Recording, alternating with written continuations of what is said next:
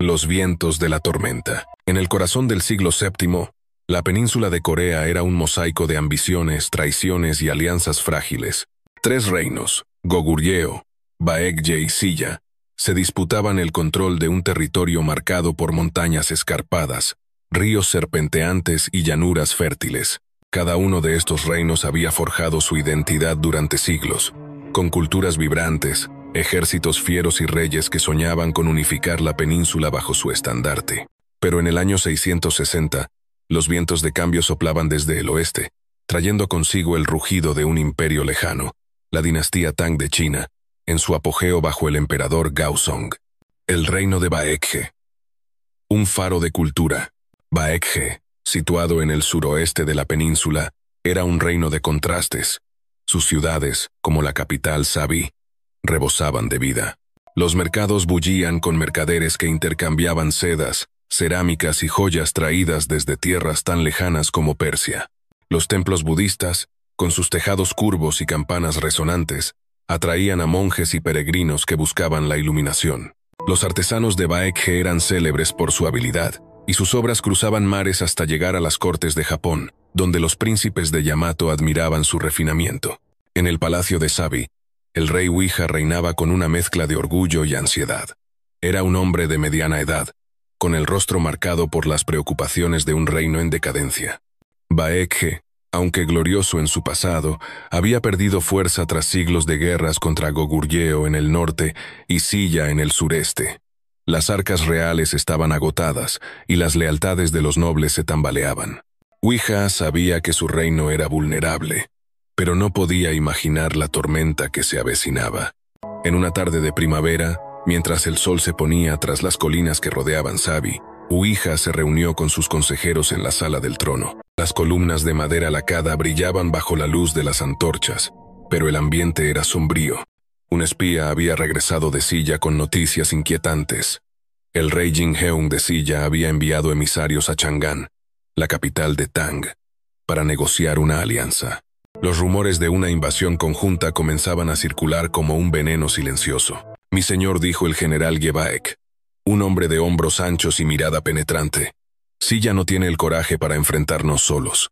Si se alían con los Tang, será porque planean algo grande. Debemos prepararnos».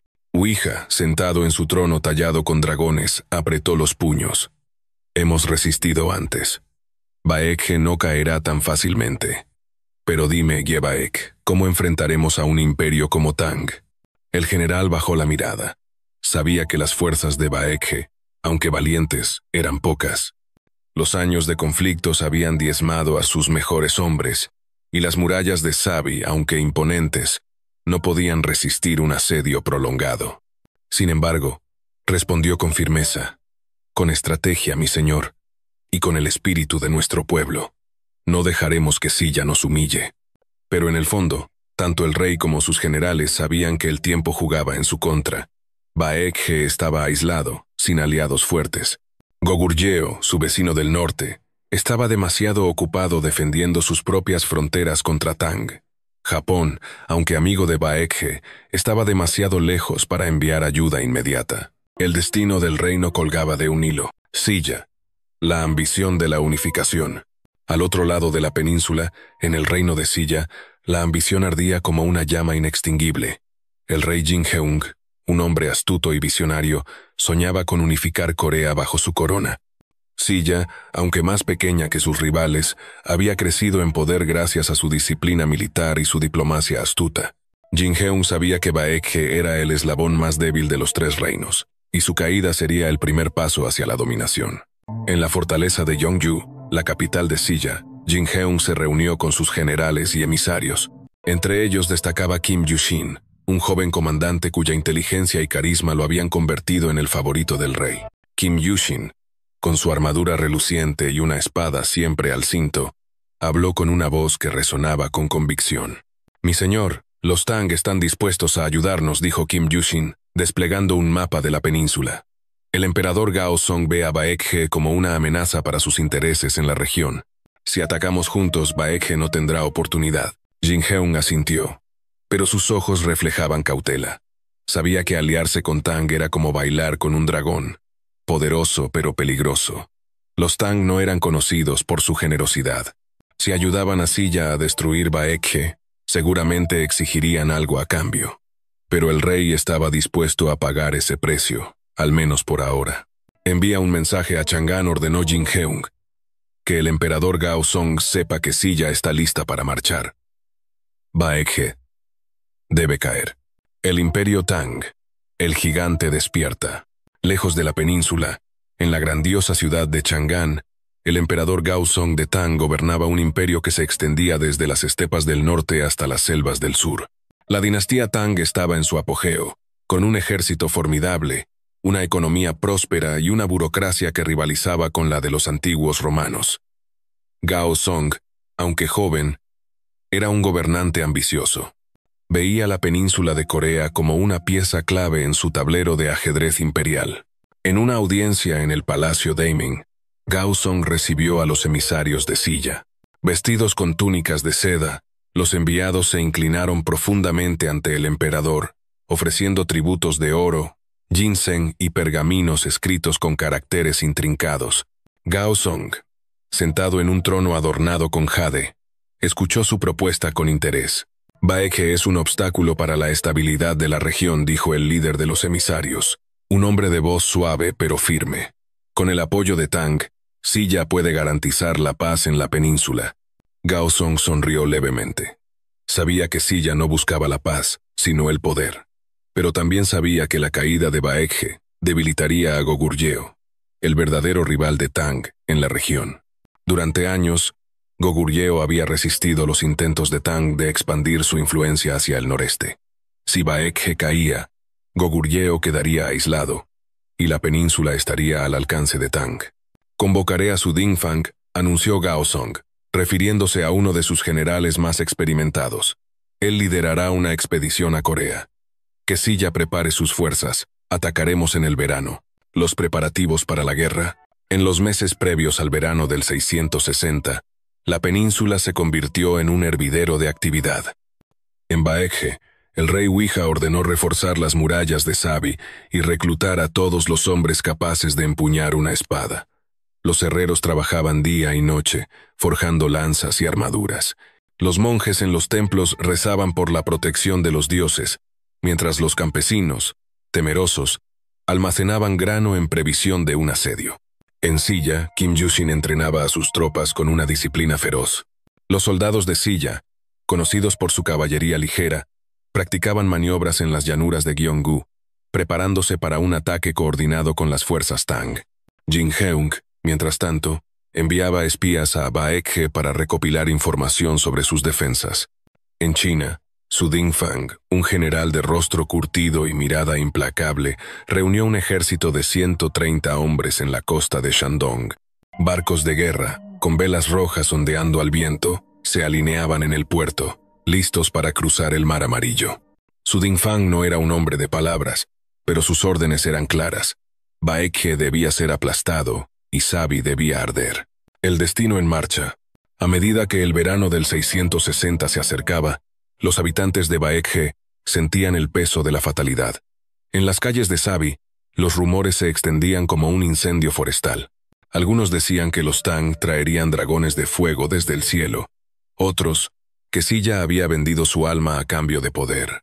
En el palacio, el rey Wija pasaba noches en vela, atormentado por visiones de su reino en ruinas. Una noche, mientras contemplaba las estrellas desde una torre del palacio, Wija fue abordado por una anciana sacerdotisa. Sus ojos, profundos como pozos, parecían ver más allá del mundo mortal. Mi señor, dijo con voz temblorosa, los dioses han hablado.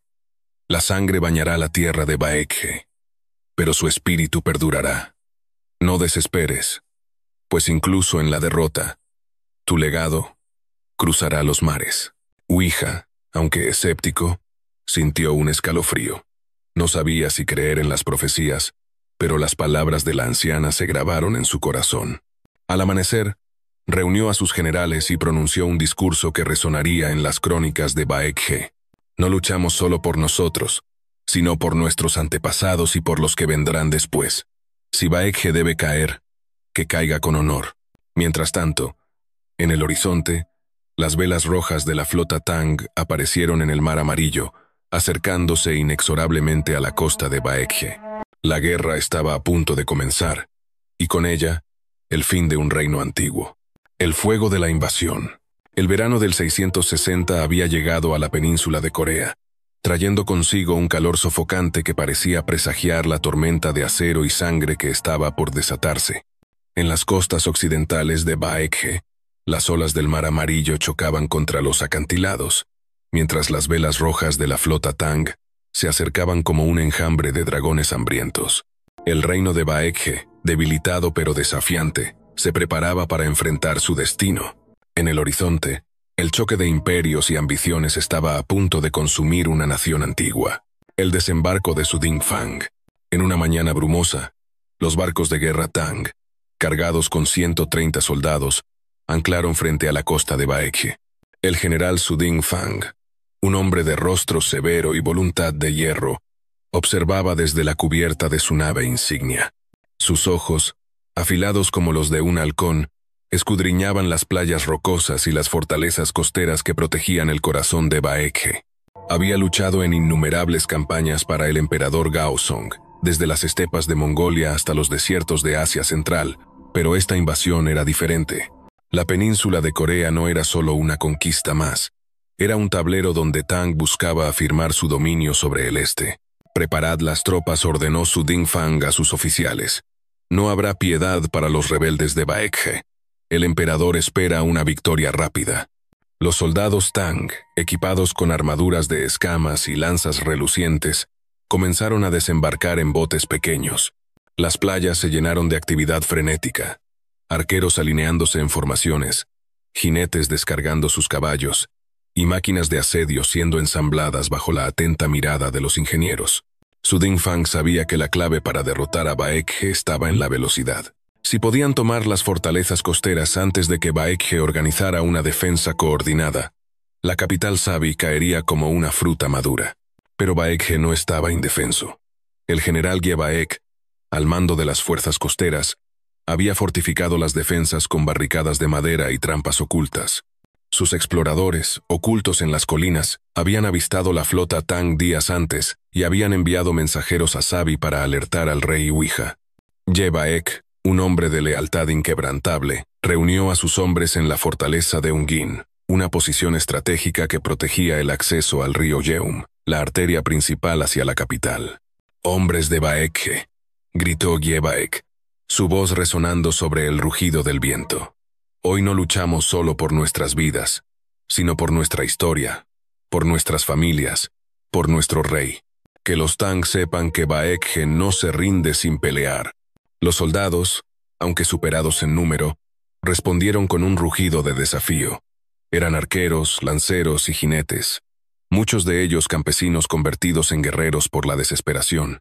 Sus armaduras eran más ligeras que las de los Tang, pero su conocimiento del terreno les daba una ventaja. Gyebaek ordenó a sus arqueros disparar andanadas de flechas desde las murallas, mientras los lanceros se preparaban para repeler cualquier intento de escalar las fortificaciones. El primer enfrentamiento fue brutal. Las flechas llovieron sobre los soldados Tang mientras desembarcaban, y muchos cayeron antes de siquiera pisar la arena. Pero Sudingfang era un estratega implacable. Envió a sus máquinas de asedio, catapultas que lanzaban rocas envueltas en fuego, contra las murallas de Ungin. Las llamas se elevaron en el cielo, y el humo cubrió la costa como una mortaja. Los defensores de Baekje lucharon con valor, pero la superioridad numérica y tecnológica de los Tang comenzó a hacerse sentir. Al atardecer, la fortaleza de Ungin estaba en ruinas, y Gyebaek, herido pero vivo, ordenó a sus hombres retroceder hacia el interior. El avance de Silla desde el sur. Mientras los Tang atacaban desde el oeste, el reino de Silla avanzaba desde el sureste, liderado por el joven comandante Kim Yushin. Las fuerzas de Silla, aunque menos numerosas que las de Tang, eran ágiles y disciplinadas.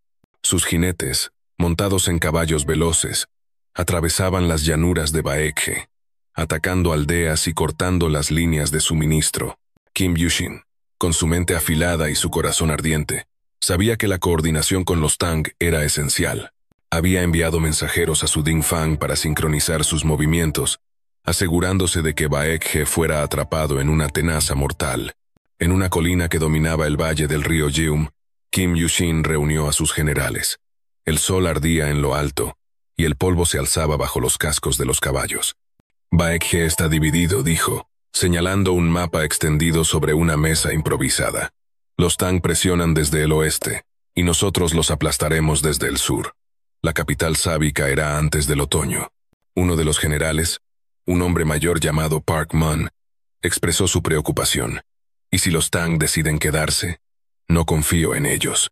Una vez que Baekje caiga, podrían volverse contra nosotros. Kim Yushin lo miró con ojos encendidos. Que lo intenten. Silla no será una marioneta de Tang. Por ahora, necesitamos su fuerza. Después, negociaremos nuestro futuro. La estrategia de Silla era simple pero efectiva. Evitar enfrentamientos directos con las fuerzas principales de Baekje y, en cambio, atacar sus puntos débiles. Kim Yushin ordenó incursiones rápidas contra almacenes de grano y convoyes de suministros, debilitando la capacidad de Baekje para sostener un asedio prolongado. Al mismo tiempo, sus espías sembraban rumores en las aldeas, asegurando a los campesinos que Silla traería paz y prosperidad una vez que Baekje fuera derrotado. La caída de Sabi. La capital de Baekje, Sabi, era una ciudad de belleza austera. Sus murallas de piedra se alzaban imponentes sobre el río Jeum, y sus templos budistas resonaban con los cánticos de los monjes, incluso en medio de la guerra. Pero la ciudad estaba al borde del colapso. Los refugiados llegaban en masa desde las aldeas costeras, trayendo historias de horror sobre el avance de los Tang. Las calles, antes llenas de vida, ahora estaban silenciosas, salvo por el llanto de los niños y los gritos de los soldados que reforzaban las defensas. El rey Uija, agotado por las noches sin dormir, se enfrentaba a una decisión imposible. Sus consejeros estaban divididos. Algunos abogaban por rendirse a los Tang para salvar a la población, mientras que otros, liderados por Ye Baek, insistían en luchar hasta el final. Uija, con el corazón apesadumbrado, sabía que la rendición no garantizaría la supervivencia de su pueblo. Los Tang eran conocidos por su crueldad con los vencidos, y Silla no tenía motivos para mostrar clemencia. En una reunión final en el palacio, Uija se dirigió a sus generales. Si Sabi cae, Baekje no será solo un recuerdo. Lucharemos hasta el último aliento. Que los dioses y nuestros antepasados sean testigos de nuestro sacrificio. Ye Baek, con una herida reciente en el brazo vendada, asintió con solemnidad. Daré mi vida por Baekje, mi señor, pero debemos proteger a los civiles. Envíen a las mujeres y los niños al este, hacia las montañas. Tal vez algunos sobrevivan. Uija accedió, y esa noche, miles de habitantes de Sabi comenzaron a huir hacia las colinas, llevando consigo lo poco que podían cargar. Mientras tanto, las fuerzas de Ye Baek se preparaban para el asedio final. Arqueros ocuparon las torres, y las catapultas de Baekje, aunque menos avanzadas que las de Tang, fueron cargadas con proyectiles. El asedio de Sabi comenzó al amanecer. Las fuerzas Tang, lideradas por su Dingfang, atacaron desde el noroeste, mientras las tropas de Silla avanzaban desde el sur. Las murallas de Sabi resistieron durante días, pero los arietes Tang y las andanadas de flechas incendiarias comenzaron a hacer mella. Los defensores, agotados y superados en número, luchaban con una ferocidad nacida de la desesperación. Ye Baek, espada en mano, lideraba cargas desde las puertas de la ciudad, infligiendo grandes pérdidas a los atacantes, pero cada victoria era pírrica. Al 10º día del asedio, una brecha se abrió en la muralla norte. Los soldados Tang irrumpieron en la ciudad, seguidos por los jinetes de Silla. Las calles de Sabi se convirtieron en un campo de batalla. Los ciudadanos que no habían huido luchaban con lo que tenían a mano: cuchillos, palos, incluso piedras. Pero la marea era imparable. Los templos fueron saqueados, los palacios incendiados, y la sangre corría por los adoquines. El rey Uija fue capturado en el palacio, rodeado por soldados Tang. Su Dingfang, entrando en la sala del trono, lo miró con una mezcla de desprecio y respeto. Tu reino ha caído, Uija de Baekje. Ríndete, y tal vez el emperador Gaozong te permita vivir. Uija. Con las manos atadas y el rostro cubierto de polvo, respondió con voz firme. Baekje no es solo piedra y madera. Es su pueblo. Su espíritu. Puedes tomar Sabi, pero nunca poseerás nuestro corazón. El precio de la victoria. Con la caída de Sabi, Baekje dejó de existir como reino. Miles de civiles fueron masacrados o esclavizados, y los nobles que no murieron en la batalla fueron ejecutados o exiliados. Yebaek, herido de muerte en una última carga, cayó con su espada en la mano, sus ojos fijos en el horizonte donde los refugiados habían huido. Su Dingfang, aunque victorioso, sabía que la conquista era solo el comienzo. El emperador Gaozong había ordenado establecer un gobierno militar en los territorios ocupados, pero la resistencia de los sobrevivientes de Baekje prometía ser un desafío. Mientras tanto, Kim Yushin, desde el campamento de Silla, observaba con cautela. La victoria era suya, pero la presencia de los Tang en la península era una amenaza creciente. En las semanas siguientes, barcos cargados con tesoros, prisioneros y reliquias de Baekje zarparon hacia Chang'an y Japón.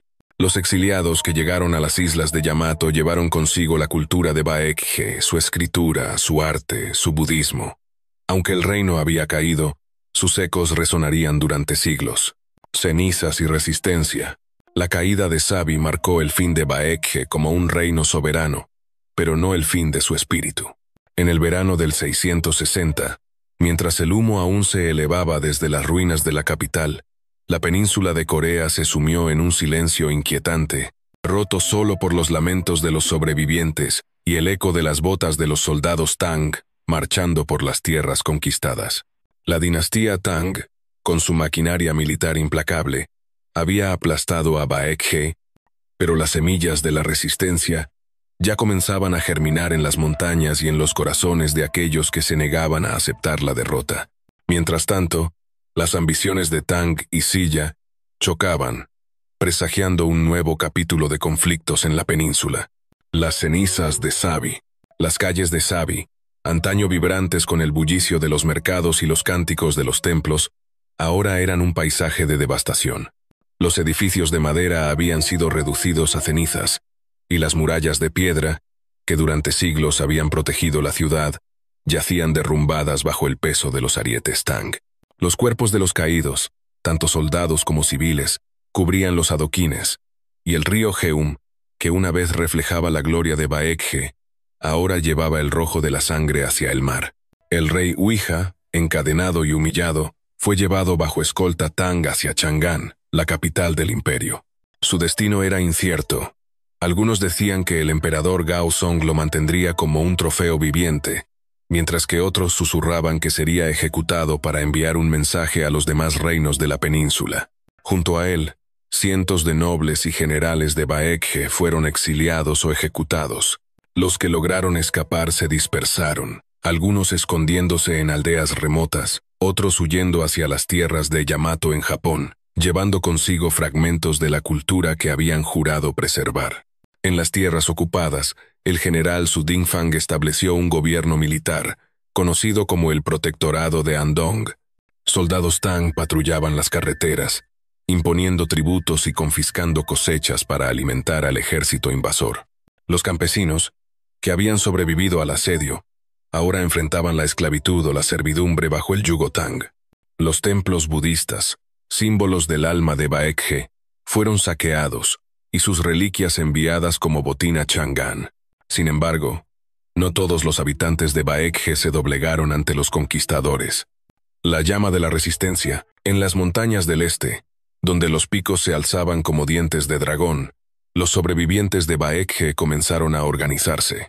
Entre ellos destacaba Boxin, un primo lejano del rey Uija y un antiguo oficial militar que había escapado de Sabi durante los últimos días del asedio. Boxin era un hombre de complexión delgada pero con una voluntad de acero. Su rostro, marcado por cicatrices de batallas pasadas, reflejaba una determinación que inspiraba a los que lo seguían. En una cueva oculta, iluminada solo por antorchas parpadeantes, Boxin reunió a un grupo de leales, soldados derrotados, monjes budistas y campesinos que habían perdido todo. No todo está perdido, declaró Boxin, su voz resonando en la caverna. Baekje vive mientras nosotros respiremos. Juraremos restaurar nuestro reino o moriremos en el intento. Entre los presentes estaba una joven monja llamada Seoyeon, cuya familia había perecido en el asedio. Seoyeon, aunque entrenada en las enseñanzas pacíficas del budismo, había tomado una decisión que desafiaba sus votos: luchar por su pueblo. Conocía los senderos de las montañas mejor que nadie y se ofreció a guiar a los rebeldes a través de pasos secretos para evitar las patrullas Tang. Los Tang creen que nos han aplastado, dijo Seoyeon, sus ojos brillando con determinación. Pero no conocen nuestra tierra. Podemos atacar sus convoyes, liberar a los prisioneros y mantener viva la esperanza. Boxing asintió, impresionado por el coraje de la joven. Junto a ella reclutó a otros líderes rebeldes, incluyendo a un herrero llamado Haneul, cuyas manos callosas ahora forjaban armas en lugar de herramientas agrícolas, y a un arquero errante conocido como el Lobo de Baekje, cuya puntería era legendaria. Juntos, comenzaron a planear incursiones contra los puestos avanzados Tang, atacando de noche y desapareciendo en las montañas antes de que los invasores pudieran responder. Una de sus primeras victorias fue en un paso montañoso cerca del río Nakdong. Los rebeldes emboscaron un convoy Tang que transportaba grano y armas, matando a los soldados de escolta y liberando a un grupo de prisioneros. La noticia de la emboscada se extendió rápidamente, encendiendo una chispa de esperanza en los corazones de los habitantes de Baekje. Sin embargo, Boxing sabía que estas victorias eran pequeñas y que la resistencia no podría sostenerse sin apoyo externo. Los exiliados en Yamato. Mientras la resistencia luchaba en la península, otro capítulo de la historia de Baekje se escribía al otro lado del mar, en las islas de Yamato, el antiguo Japón. Miles de refugiados, incluidos nobles, artesanos y monjes, habían huido a las cortes de los príncipes japoneses, que durante siglos habían mantenido lazos culturales y comerciales con Baekje. Entre los exiliados estaba el príncipe Buyeo-pung, un hijo menor del rey Uija, que había escapado de Sabi disfrazado de campesino. En la corte de Yamato, Buyeo-pung fue recibido por el príncipe Naka-no-e, un gobernante joven y ambicioso que veía en los exiliados de Baekje una oportunidad para fortalecer su propia posición. Los refugiados trajeron consigo conocimientos avanzados de escritura, arquitectura y budismo, que transformaron la cultura japonesa. Los monjes de Baekje enseñaron a los escribas de Yamato Doskonali System. Instruyeron a los escribas de Yamato el sistema de escritura coreano. Y los artesanos compartieron técnicas de cerámica y metalurgia que asombraron a los japoneses por su sofisticación. Buyeo-pung, a pesar de su juventud, era un hombre carismático y persuasivo. En una audiencia en el palacio de Asuka, se dirigió a los líderes de Yamato con una súplica apasionada. Baekje ha caído, pero su espíritu vive. Con el apoyo de Yamato, podemos restaurar nuestro reino. Os ofrecemos nuestra lealtad y nuestro conocimiento a cambio de vuestras espadas. El príncipe Naka-no-e, impresionado por las palabras del joven exiliado, prometió considerar la petición. Sin embargo, la corte de Yamato estaba dividida. Algunos consejeros veían la alianza con Baekje como una oportunidad para contrarrestar la influencia de Tang en la región, mientras que otros temían provocar la ira del poderoso imperio chino. Por el momento, los exiliados de Baekje encontraron refugio en Japón, pero su sueño de restauración seguía siendo lejano. Las tensiones entre Tang y Silla. En la península, la victoria sobre Baekje no trajo la paz que Silla había esperado. El rey Jinheung y su comandante Kim Yushin pronto descubrieron que la alianza con Tang tenía un costo. Los generales Tang, liderados por Su Dingfang, comenzaron a tratar las tierras de Baekje como una provincia del imperio, imponiendo gobernadores militares y recaudando tributos sin consultar a Silla. En Jeonju, la capital de Silla, las murmuraciones crecían. Los nobles de Silla, que habían soñado con unificar la península bajo su bandera, ahora temían convertirse en vasallos de Tang. Kim Yushin, en una reunión secreta con Jinheung, expresó su preocupación. Los Tang no son nuestros amigos, mi señor. Nos han usado para destruir a Baekje, pero ahora buscan dominarnos. Si no actuamos con cuidado, Silla será la próxima en caer. Jinheung, aunque compartía las preocupaciones de su comandante, Sabía que Silla no estaba en posición de desafiar a Tang directamente. El ejército de Silla, aunque victorioso, estaba agotado, y sus recursos eran limitados. Debemos ser pacientes, respondió el rey. Dejemos que los Tang se desgasten con la resistencia de Baekje. Cuando llegue el momento, reclamaremos lo que es nuestro. Mientras tanto, Su Dingfang, desde su cuartel en las ruinas de Sabi, enviaba informes al emperador Gao Song, detallando los planes para consolidar el control sobre la península. Gao Song, en Chang'an, veía la conquista de Baekje como el primer paso hacia la sumisión de Goguryeo, el reino del norte que había desafiado a Tang durante décadas. Sin embargo, los informes de emboscadas rebeldes y la creciente hostilidad de Silla comenzaban a preocupar a los estrategas Tang.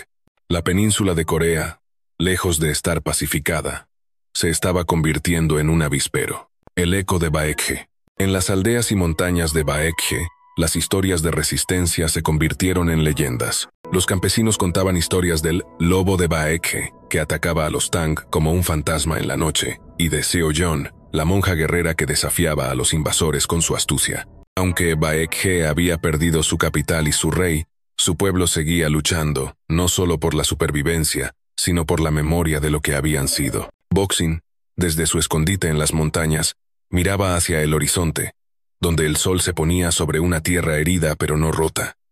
Baekje no ha muerto, murmuró, sosteniendo una espada forjada por Haneul. Mientras quede uno de nosotros, Baekje vivirá. Sombras de la ambición. El invierno del 660 llegó a la península de Corea como un manto de hielo, cubriendo las cicatrices de la guerra con un silencio engañoso.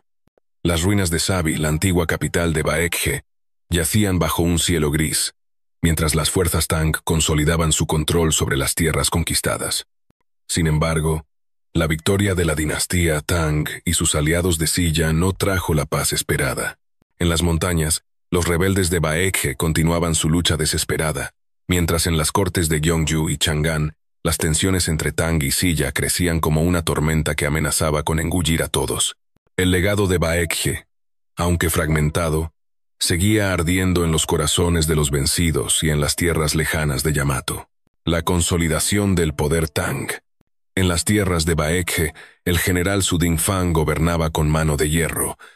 Bajo las órdenes del emperador Gao Song, había establecido el protectorado de Andong, un sistema de administración militar que imponía el dominio Tang sobre las ciudades y aldeas capturadas. Los oficiales Tang, vestidos con túnicas de seda y escoltados por soldados armados, recorrían los caminos, recaudando tributos y sofocando cualquier signo de rebelión. Los campesinos, agotados por la guerra y el hambre, trabajaban bajo el látigo de los capataces, construyendo fortificaciones y almacenes para el ejército invasor. Su Dingfang, desde su cuartel en las ruinas de Sabi, era consciente de que su tarea estaba lejos de terminar. Los informes de emboscadas rebeldes llegaban casi a diario, y aunque las fuerzas Tang eran numerosas, la resistencia de Baekje demostraba una tenacidad inesperada. En una reunión con sus oficiales, Su Dingfang desplegó un mapa de la península, señalando los puntos donde los rebeldes habían atacado. «Estos perros de Baekje no saben cuándo rendirse», dijo, su voz cargada de frustración. «Cada convoy que perdemos nos debilita. Debemos aplastar a estos rebeldes antes de que se conviertan en un símbolo para otros». Uno de sus lugartenientes, un joven capitán llamado Li Wei, sugirió una estrategia más cruel. «Queme las aldeas que apoyen a los rebeldes, mi señor. Si no tienen refugio, no podrán seguir luchando». Su Dingfang consideró la propuesta, pero sabía que tal brutalidad podría alimentar aún más la resistencia. En cambio, ordenó reforzar las guarniciones en los pasos montañosos y enviar espías para infiltrarse entre los rebeldes. Su objetivo era capturar a Boxing, el líder de la resistencia, cuya cabeza se había convertido en un trofeo codiciado por el emperador Gao Song. Mientras tanto, en Chang'an, el emperador Gao Song veía la conquista de Baekje como el primer paso hacia la sumisión total de la península. En la corte imperial, los consejeros debatían el próximo movimiento: atacar Goguryeo, el reino del norte que seguía desafiando a Tang. Pero Gao Song era cauteloso. Los informes de Su Dingfang indicaban que Silla, el aliado nominal de Tang, comenzaba a mostrar signos de deslealtad. El emperador sabía que la península de Corea era un tablero de ajedrez complejo, y cualquier movimiento en falso podría costarle caro. La resistencia de Boxing. En las montañas del este, Boxing y sus seguidores luchaban contra el hambre, el frío y la constante amenaza de las patrullas Tang. La cueva que servía como su base principal estaba llena de heridos, y los suministros escaseaban. Sin embargo, la determinación de Boxing no flaqueaba. Cada emboscada exitosa contra los Tang era una pequeña victoria que mantenía viva la esperanza de sus hombres. Seo Yeon, la monja guerrera, se había convertido en una figura clave en la resistencia. Su conocimiento de los senderos montañosos permitía a los rebeldes moverse como sombras, atacando y desapareciendo antes de que los Tang pudieran reaccionar. En una noche sin luna, Seo Yeon guió a un pequeño grupo de arqueros, liderados por el lobo de Baekje, hasta un puesto de avanzada Tang cerca del río Nakdong. La emboscada fue un éxito. Los rebeldes destruyeron un almacén de armas y liberaron a varios prisioneros, incluidos algunos soldados de Baekje que se unieron a la causa. Sin embargo, las victorias eran cada vez más difíciles. Los Tang, aprendiendo de sus derrotas, comenzaron a fortificar sus convoyes y a enviar patrullas más numerosas. Boxing sabía que la resistencia no podría sostenerse indefinidamente sin ayuda externa. En un consejo de guerra propuso un plan arriesgado: enviar un emisario a Goguryeo, el reino del norte, para solicitar apoyo. Goguryeo no es nuestro amigo, advirtió Haneul, el herrero convertido en guerrero. Durante siglos, hemos luchado contra ellos. ¿Por qué nos ayudarían ahora? Boxing, con el rostro iluminado por el fuego de una antorcha, respondió con firmeza: el enemigo de nuestro enemigo es nuestro aliado. Goguryeo sabe que, si Tang consolida su poder en Baekje, ellos serán los siguientes. Debemos intentarlo. Seo Yeon se ofreció voluntaria para la misión. Disfrazada como una peregrina budista, cruzó las tierras devastadas por la guerra hasta llegar a la frontera de Goguryeo. Allí, se reunió con un oficial militar de bajo rango, quien, impresionado por su valentía, accedió a llevar su mensaje al rey Bojang. Sin embargo, Goguryeo, debilitado por sus propias luchas contra Tang, no estaba en posición de enviar un ejército. El rey Bojang ofreció palabras de apoyo, pero ninguna tropa. Seo Yeon regresó con las manos vacías, aunque su viaje inspiró a los rebeldes a seguir luchando. Las grietas en la alianza Tang-Silla. En Gyeongju, la capital de Silla, el rey Jin-heung y su comandante Kim Yu-shin enfrentaban un dilema. La caída de Baekje había fortalecido a Silla, pero la presencia de las fuerzas Tang en la península era una amenaza cada vez más evidente. Los nobles de Silla, que habían celebrado la victoria sobre Baekje, ahora murmuraban sobre la arrogancia de los Tang. Los gobernadores militares de Andong trataban a Silla como un vasallo, exigiendo tributos y cuestionando las decisiones de Jin-heung. En una audiencia en el palacio de Gyeonggu, Kim Yu-shin expresó su frustración. «Mi señor, los Tang nos han usado como una espada para cortar a Baekje, pero ahora esa espada apunta a nuestro cuello. Si no actuamos, perderemos nuestra soberanía». Jin-heung, sentado en su trono, tamborileaba los dedos sobre el reposabrazos. Sabía que un enfrentamiento directo con Tang sería desastroso. Silla necesitaba tiempo para rearmarse y consolidar su control sobre las tierras de Baekje. «Debemos ser astutos», respondió. «Dejemos que los rebeldes de Baekje desgasten a los Tang. Mientras tanto, fortaleceremos nuestras defensas y buscaremos aliados». Kim Yu-shin, aunque impaciente, entendió la sabiduría de la estrategia del rey. Envió emisarios a las tribus del noreste, buscando apoyo contra un futuro conflicto con Tang. Al mismo tiempo, ordenó a sus espías infiltrarse en los campamentos Tang para recopilar información sobre sus planes. Uno de estos espías, una joven llamada Hye-jin, descubrió un documento que revelaba las intenciones de Gao Song: usar Baekje como base para lanzar una invasión contra Goguryeo. Hye-jin, arriesgando su vida, llevó el documento a Gyeonggu, donde fue recibido con alarma. El legado de Baekje en Yamato. En las islas de Yamato, el príncipe Buyeopung continuaba su campaña para ganar el apoyo de la corte japonesa. Sus esfuerzos comenzaban a dar frutos. Los príncipes de Yamato, impresionados por la cultura de Baekje, comenzaron a adoptar sus prácticas, desde la escritura hasta la construcción de templos budistas. Los exiliados de Baekje, liderados por Buyeopung, trabajaban incansablemente para preservar su legado, enseñando a los japoneses las artes y ciencias de su reino perdido. En una ceremonia en el palacio de Asuka, Buyeopung presentó al príncipe Nakano-e un pergamino ilustrado que narraba la historia de Baekje. «Nuestra cultura es ahora parte de Yamato», dijo Buyeopung, «pero si nos ayudáis a recuperar nuestra tierra, os devolveremos el favor con lealtad eterna». Nakano, consciente de las tensiones crecientes en la península, prometió enviar un pequeño contingente de barcos y soldados para apoyar a los rebeldes de Baekje. Aunque no era el ejército que Buyeopung había esperado, era un comienzo. Los exiliados comenzaron a preparar una expedición, con la esperanza de unirse a la resistencia de Boxing y restaurar Baekje. El ocaso de la resistencia. En la península, las fuerzas de Boxing enfrentaban un invierno brutal. Las emboscadas se hacían cada vez más arriesgadas, y los Tang, bajo el mando de Su Dingfang, intensificaron sus esfuerzos para aplastar a los rebeldes. En una batalla en las colinas cercanas al río Geum, el lobo de Baekje fue herido de muerte, dejando a los rebeldes sin uno de sus mejores guerreros. Seoyeon, devastada por la pérdida, asumió un papel de liderazgo más prominente, organizando incursiones y manteniendo la moral de los sobrevivientes. Sin embargo, la resistencia estaba al borde del colapso. Los Tang, utilizando espías y traidores, lograron localizar la cueva principal de Boxing.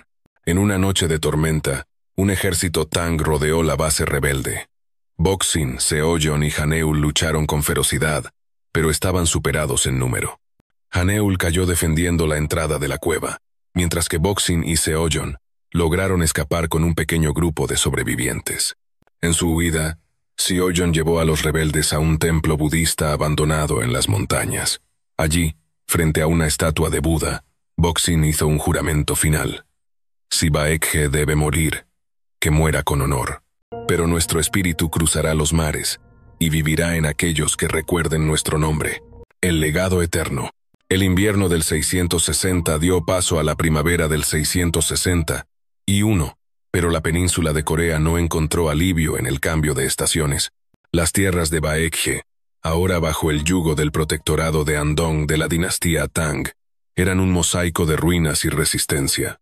Los rebeldes de Baekje, liderados por Boxing y Seoyeon, luchaban contra la desesperación, mientras que en Gyeonggu, el rey Jinheung de Silla maniobraba para proteger su reino de las ambiciones imperiales de Tang. En las lejanas islas de Yamato, los exiliados de Baekje sembraban las semillas de su cultura, asegurando que su legado sobreviviera al colapso de su reino.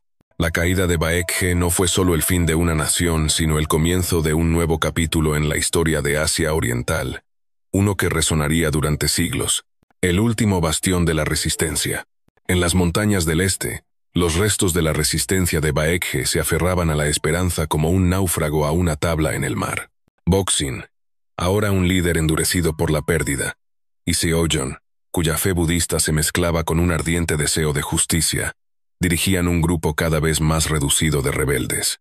La caída de su base principal en la cueva había sido un golpe devastador, pero no habían perdido su voluntad de luchar. En un templo budista abandonado, escondido entre los picos nevados, los sobrevivientes se reunieron para planear su próximo movimiento. Seoyeon, con su túnica de monja desgastada por los viajes, habló con una voz que mezclaba determinación y tristeza. Hemos perdido mucho. Nuestras ciudades, nuestras familias, nuestro rey. Pero mientras quede uno de nosotros, Baekje no estará muerto.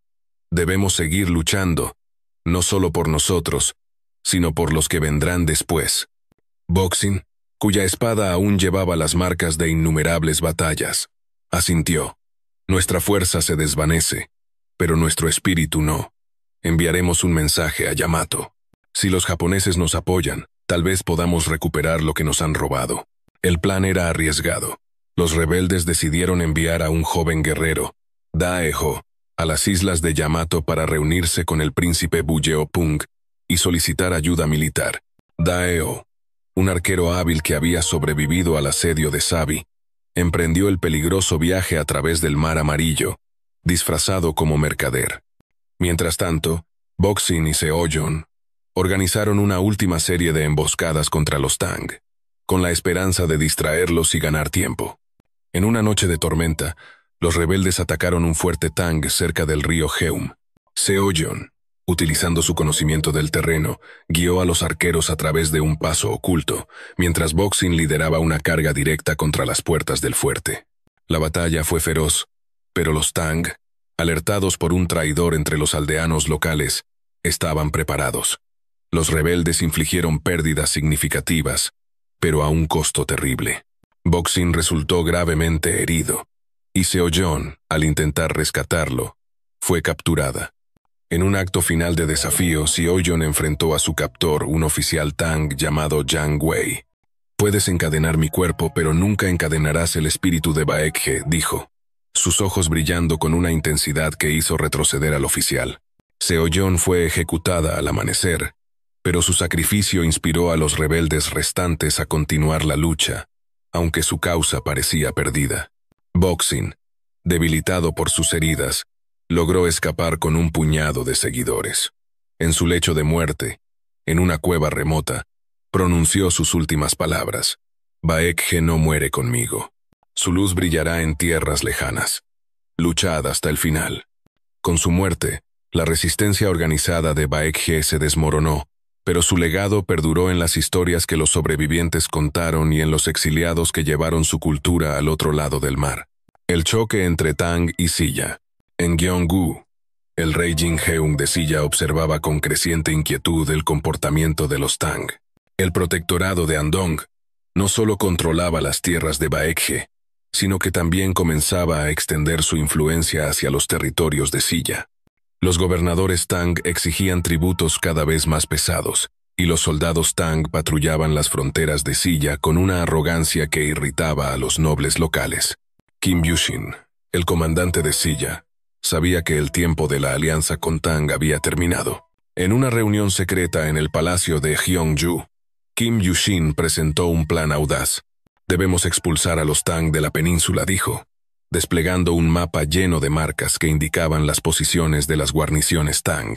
«Pero no podemos enfrentarlos solos. Necesitamos aliados, incluso si eso significa negociar con Goguryeo».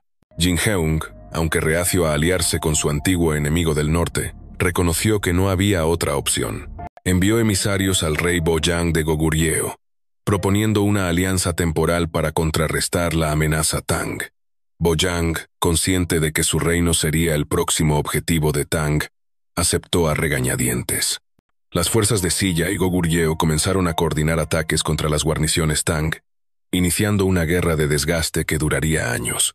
El general Su Dingfang, desde su cuartel en Sabi, se encontró atrapado en un conflicto que no había previsto. Los rebeldes de Baekje, aunque debilitados, continuaban hostigando sus líneas de suministro, mientras que las fuerzas combinadas de Silla y Goguryeo atacaban desde el norte y el sur. En una carta al emperador Gaozong, Su Dingfang expresó su frustración. «La península es un pantano que consume nuestros recursos. Cada victoria nos cuesta más de lo que ganamos». En Chang'an, Gaozong comenzó a cuestionar la viabilidad de mantener el protectorado de Andong. Los costos de la ocupación, combinados con las crecientes tensiones en otras fronteras del imperio, obligaron al emperador a reconsiderar su estrategia. En el 663, tras una serie de derrotas en batallas clave contra las fuerzas de Silla y Goguryeo, Tang comenzó a retirar sus tropas de Baekje, dejando a Silla como el poder dominante en la región. El renacimiento de Baekje en Yamato. En las islas de Yamato, el príncipe Buyeo-pung y los exiliados de Baekje trabajaban incansablemente para preservar su cultura. La llegada de Daeo, el emisario de los rebeldes, trajo noticias de la resistencia en la península, pero también de su colapso. Buyeo-pung, devastado por la muerte de Boxing y Seoyeon, juró que el legado de Baekje no desaparecería. Con el apoyo del príncipe Naka Noe, los exiliados establecieron comunidades en Yamato, donde construyeron templos, enseñaron escritura y compartieron sus conocimientos de arte y arquitectura. El impacto de Baekje en Japón fue profundo.